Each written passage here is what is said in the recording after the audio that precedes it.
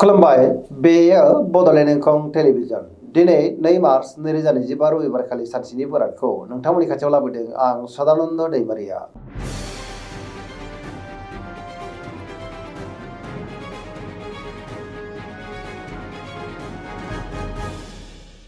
सिगां फरायनो लादों मेष राशि गिबि हांखो अ ल दिनैनि साना जोबोर मोजां जेरावबो देरहासारगोन सुरखौ दिनै गोरलैयैनो फेजेननोबो हागोन बयजोंबो अनजागोन आरो अनसायजागोन मावनो लानाय खामानिफोरा दिनै गोरलैयैनो मावफुंजागोन गोसोआ दिनै जोबोर खुसि जागोन देहायाबो मोजाङैनो थागोन बहानिफ्रायबा हरखाबै मोजां खौरां मोननोबो हागौ गुबुनजों मोजां सोमोन्दो लाखिनोबो रोंगोन रांखावरियाव दिनै मोजां अब्लाबो नाथाय खरसाया बांनोबो हागौ बेफार फालांगियाव मोजां होनजायो न'खराव दिनै अननानै फैगोन बिमा बिफानिफ्राय अननाय बोरखौ मोननो हागौ गुबुननि गोसोखौ गोरलैयैनो बोनोबो हागोन समाजाव बयजोंबो मान होजागोन सेंग्रा सिख्लाफोरा दिनै जोबोर खुसि जागोन आरो गावबा गावनि गोसोनि साननायफोरखौ फोरमायलायनोबो हागोन धोरोमारि बिथिङावबो दिनै गोसो दुंखांनो हागौ फरायसाफ्रा दिनै फरायनायाव गोसो दुंखांगोन आरो मोजां फिथाइ मोननोबो हागोन बहाबा दावबायनो एबा हान्थिनो खाबु मोननो हागौ आरो मोजाङैनो हान्थिनोबो हागोन सिगांनि बबेबा आद्रा खामानिया मावफुंजानायाव गोसोआ दिनै जोबोर खुसि जागोन।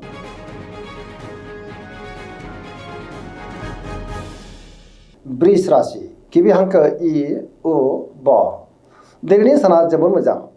गोदान खामानियाव आखाइ होजेननो हागोन गोथों आरो गोग्गो साननो रोंगोन गियाननि आंखाल जानाय नङा मोनफ्रोमबो बिथिङावनो दिनै जाफुंसारनोबो हागौ गोबां मोजां खाबुबो दिनै मोननो हागौ गोसोनि बोलोआ बांगोन मावनो लानाय खामानिखौ मावफुंनो हानानै गोसोआव गोजोननाय फैगोन समाजावबो बयजोंबो मान होजानो हागौ रांखावरियाव दिनै जोबोर मोजां होनजायो बेफार फालांगियावबो जोबोर मोजां मुलाम्फा मोननो हागोन आरो आयाबो बांनो हागौ बिदा फंबायनिफ्राय थोजासे हेफाजाब मोननो हागोन बिसि फिसायनि गेजेरावबो अनलायनाया बांगोन देहाया दिनै मोजाङैनो थागोन लाइमोनफ्रा जोबोर रमान्टिक जागोन आरो गावबा गावनि गोसोनि साननायफोरखौ दिनै फोरमायलायनोबो हागोन पजिटिभ एनार्जिनि गोहोम गोग्लैगोन।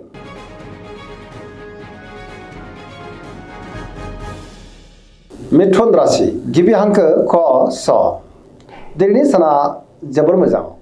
पजिटिभ एनार्जिनि गोहोम गोग्लैगोन मोनफ्रोमबो बिथिङावनो दिनै जाफुंसारनोबो हागौ गियाननि आंखाल जानाय नङा गावनि गोसोनि साननायफोरखौ गुबुननो फोरमायनोबो हागोन गोसोआ जोबोर खुसि जागोन देहाया दिनै मोजाङैनो थागोन रांखावरियाव मोजां होनजायो बेफार फालांगियावबो दिनै जोबोर मोजां मुलाम्फा मोननो हागोन आरो मोननो गोनांखौबो मोननो हागौ न'खराव बिसि फिसायनि गेजेराव मोजां सोमोन्दो थागोन समाजाव बयजोंबो मान होजागोन मावनो लानाय खामानिफ्रा दिनै गोरलैयैनो मावफुंजानो हागौ सोरबा लोगोनिफ्राय थोजासे हेफाजाबबो मोननो हागौ बहाबा थाङोब्ला दिनै जोबोर मोजां आरो मोजाङैनो हान्थिनोबो हागोन जायखि खामानि मावानो दिनै मोनफ्रोमबो खामानियावनो जाफुंसारनोबो हागौ लाइमोनफ्रा जोबोर रमान्टिक जागोन आरो गावबा गावनि गोसोनि साननायफोरखौ दिनै फोरमायलायनोबो हागोन।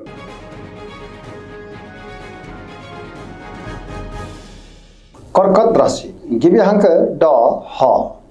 दिनैनि साना मोजां आरो गाज्रि गेजेरजों बाबेलांनो हागौ माबा नङा मोनसे जेंनाजों मोगा मोगि जानांनोबो हागौ गोसोनि साननायफ्रा देबर नांगोन गुबुननि गोसोखौ बोनो गोब्राब जानोबो हागौ सोरबा लोगोजों रायखोमा जानोबो हागौ गोसोआव दिनै नेगेटिभ साननायबो फैनो हागौ मावनो लानाय खामानिखौ मावफुंनायाव माबा नङा मोनसे हेंथा फैनोबो हागौ रांखावरियाव दिनै जोबोर मोजां होनजायो बेफार फालांगियावबो जोबोर मोजां मुलाम्फा मोनगोन गोबां रोखोमनि जेंनाखौ गोरलैयैनो सुस्रांनोबो हागोन न'खराव बिसि फिसायनि गेजेराव अनलायनाया बांगोन समाजाव बयजोंबो मान होजागोन देहाया दिनै मोजाङैनो थागोन गुबुननि गोसोखौ गोरलैयैनो बोनोबो हागोन फरायसाफोरा दिनै फरायनायाव गोसो दुंखांगोन आरो मोजां फिथाइ मोननोबो हागोन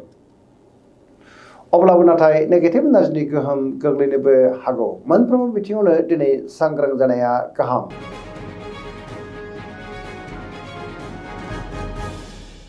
सिंह राशि गिबि हांखो म ट दिनैनि साना जोबोर मोजां गोसोनि बोलोआ बांगोन समाजाव बयजोंबो मान होजागोन पजिटिभ साननो रोंगोन आरो गियाननि आंखाल जानाय नङा मावनो लानाय खामानिफ्रा गोरलैयैनो मावफुंजानोबो हागौ सोरबा लोगोजों बाख्नाय जानानै गोसोआव गोजोननाय फैगोन बहानिफ्रायबा हरखाबै मोजां खौरांबो फैनो हागौ रांखावरियाव मोजां बेफार फालांगियावबो दिनै जोबोर मोजां मुलाम्फा मोनगोन गोसोनि साननायफोरखौ दिनै गुबुननो फोरमायनोबो हागोन न'खराव बिदा फंबायनिफ्राय हेफाजाबखौ मोननो हागोन बिमा बिफानि अननाय बोरखौबो मोननो हागौ देहाया दिनै मोजाङैनो थागोन पजिटिभ एनार्जिनि गोहोम गोग्लैगोन सरासनस्रायै दिनै साना जोबोर मोजां आरो मोजाङैनो बारग'लांगोन।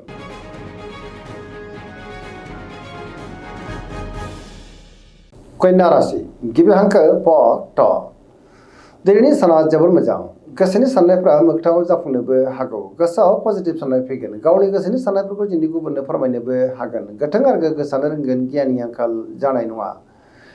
बेफार फालांगियाव जोबोर मोजां मुलाम्फा मोनगोन आरो रांखावरियाव जोबोर मोजां मोननो गोनांखौबो दिनै मोननोबो हागौ देहाया दिनै मोजाङैनो थागोन न'खराव बिदा फंबायनिफ्राय हेफाजाबखौ मोननो हागोन सोरजोंबा बाख्नाय जानो हागौ पजिटिभ एनार्जिनि गोहोम गोग्लैगोन लाइमोनफ्रा जोबोर खुसि जागोन आरो गावबा गावनि गोसोनि साननायफोरखौ फोरमायलायनोबो हागोन पजिटिभ एनार्जिनि गोहोम गोग्लैगोन।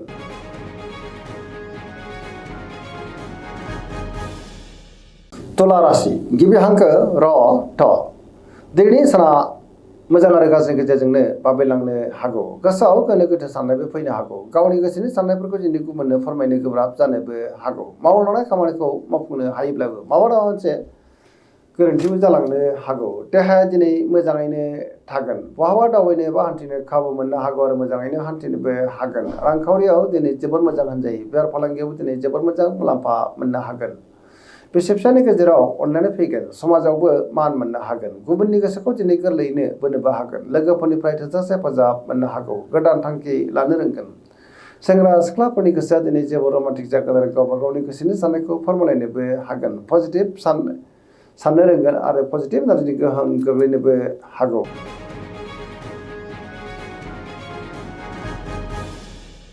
वृश्चिक राशि गिबि हांखो न स दिनैनि साना जोबोर मोजां समाजाव लोगो लेवा बांगोन गोबां मुंदांखा सुबुंजों दिनै बहाबा लोगो मोनलायनोबो हागौ पजिटिभ एनार्जिनि गोहोम गोग्लैनोबो हागौ बहाबा दावबायनो एबा हान्थिनो खाबु मोनगोन आरो मोजाङैनो हान्थिनोबो हागोन समाजाव लोगो लेवा बांगोन आरो मोजां खामानि मावनो गोसोआव गोजोननाय फैगोन सोरबा गोजाम लोगोजों बहाबा लोगो मोनलायनाय आरो बाख्नाय जानोबो हागौ मावलांनाय खामानिफ्रा दिनै गोरलैयैनो मावफुंजानो हागौ गुबुननि गोसोखौ गोरलैयैनो बोनोबो हागोन गोसोनि बोलोआ बांगोन समाजाव बयजोंबो मान होजागोन बिदा फंबायनिफ्राय हेफाजाबखौ मोननो हागोन आरो न'खराव बिसि फिसायनि गेजेराव अनलायनाया बांनोबो हागौ रांखावरियाव दिनै जोबोर मोजां होनजायो मोननो गोनांखौबो मोननो हागौ देहाया दिनै मोजाङैनो थागोन गुबुननि गोसोखौ गोरलैयैनो बोनोबो हागोन आरो फरायसाफोरा फरायनायाव गोसो दुंखांगोन लाइमोनफ्रा जोबोर रमान्टिक जागोन आरो गावबा गावनि गोसोनि साननायफोरखौ फोरमायलायनोबो हागोन।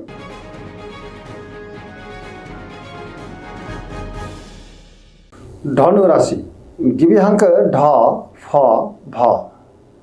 दिनैनि साना मोजां आरो गाज्रि गेजेरजों बाबेलांनो हागौ गोसोआव गोनो गोथो साननायबो फैनो हागौ गावनि गोसोनि साननायफोरखौ दिनै गुबुननो फोरमायनो गोब्राब जागोन माबा मोनसे जेंनाजों मोगा मोगि जानांनोबो हागौ गावनि लोगोआनो थगायनोबो हागौ मोननो गोनांखौ दिनै मोननो गोब्राब जानोबो हागौ बेफार फालांगियाव बारा मोजां नङा नाङा फाङा खरसाया बांनोबो हागौ गोबां खहा जानांनोबो हागौ देहाया दिनै बारा मोजां थानाय नङा गोबां रोखोमनि देहायारि जेंनाजों मोगा मोगि जानांनोबो हागौ जानाय लोंनायाव सांग्रां जानांगोन बिदा फंबायनिफ्राय हेफाजाब लानांनो हागौ बहानिफ्रायबा नाथाय हरखाबै गाज्रि खौरांबो फैनो हागौ लाइमोनफोरनि गोसोआ जोबोर रमान्टिक जागोन आरो गावबा गावनि गोसोनि साननायफोरखौ फोरमायलायनोबो हागोन फरायसाफ्रा दिनै फरायनायाव गोसो दुंखांगोन आरो मोजां फिथाइ मोननोबो हागोन।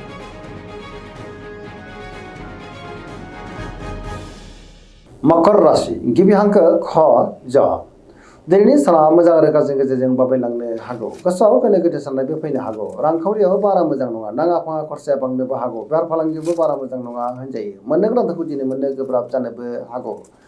गुबुनजों मोजां सोमोन्दो लाखिनो गोब्राब जागोन मोनफ्रोमबो खामानिखौनो दिनै मावफुंनायाव सांग्रां जानांगोन माबा मोनसे हेंथाबो फैनो हागौ गोदान खामानियाव आखाइ होजेननो गोब्राब जागोन न'खराव अनलायनाय फैगोन बिदा फंबायनिफ्राय हेफाजाबखौ लानांनो हागौ सेंग्रा सिख्लाफ्रा गावबा गावनि गोसोनि साननायफोरखौ दिनै फोरमायलायनो हागोन।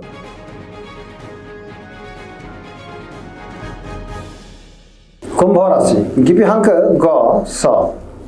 दिनैनि साना जोबोर मोजां गोसोखौ जोबोर गोजोननाय मोनगोन मावलांनाय खामानिफोरखौ दिनै थि समावनो आरो गोरलैयैनो मावफुंनोबो हागोन गुबुनजों मोजां सोमोन्दो लाखिनोबो रोंगोन गोबां मुंदांखा सुबुंजों दिनै बहाबा लोगो मोनलायनोबो हागौ सिगांनि बबेबा आद्रा खामानिया मावफुंजानायाव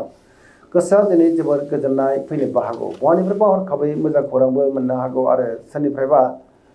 हरखाबै गोबां धोन मोननोबो हागौ गुबुननि गोसोखौ गोरलैयैनो बोनोबो हागोन बिमा बिफानिफ्राय अननायफोरखौ मोननो हागौ बहाबा दावबायनो बा हान्थिनो खाबु मोननो हागौ आरो मोजाङैनो हान्थिनोबो हागोन पजिटिभ एनार्जिनि गोहोम गोग्लैगोन।